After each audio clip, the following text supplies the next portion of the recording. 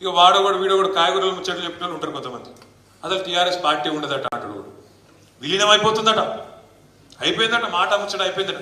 ఇప్పుడు కవిత గారు జైల్లో ఉన్నది, నేను అన్నాను పార్టీ వర్కింగ్ ప్రెసిడెంట్ను, మీదికెళ్ళి కవిత అన్నాను, మరి నేను పోయి ఢిల్లీలో లాయర్లను కలవద్దా, బెయిల్ ముచ్చట మాట్లాడద్దా, అవసరమైతే 4 రోజులు ఉండి ఏమవుతుందో విచారించొద్దా, అమ్మాయిని కలిసి ధైర్యం చెప్పొద్దా?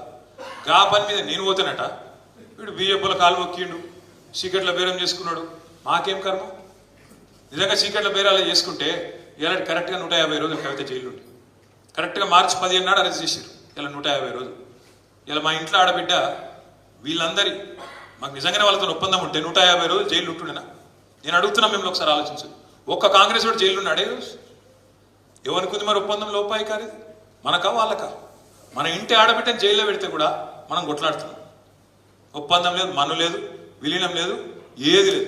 ప్రజల్లో లీనమై పనిచేద్దాం. ఇంకో 24 ఏళ్ళు నిండింది టీఆర్ఎస్, ఇంకో 24 ఏళ్ళు అవసరమైతే ఇంకో 50 ఏళ్ళు ఉండేటట్టు బ్రహ్మాండంగా తయారు చేసుకున్నాం. అడ్డమైన ప్రచారాలు, మనం మాయమైపోవాలని కోరుకుంటే వాళ్ళు చాలా మంది ఉన్నారు మార్కెట్లో. కేసీఆర్ పార్టీ పెట్టిన మొదటి రోజు నుంచి ఈ పార్టీ ఉండద్దు అని కోరుకున్న వాళ్ళు 7 మంది ఉన్నారు. ఒక్కడు కాదు, మనం ఉండద్దు, ఉంటే నడవది, వాళ్ళ కథలు వాళ్ళకి ఇరికే. అట్లా కోరుకున్న వాళ్ళు, మనం పోవాలని కోరుకున్న వాళ్ళు, మన పార్టీ నాశనం కావాలని కోరుకున్న వాళ్ళు పోయిన తప్ప మనం మాత్రం మంచిగా ఉన్నాం. 2 ఎలక్షన్లు తెలంగాణ వచ్చినాక మననే గెలిపించారు.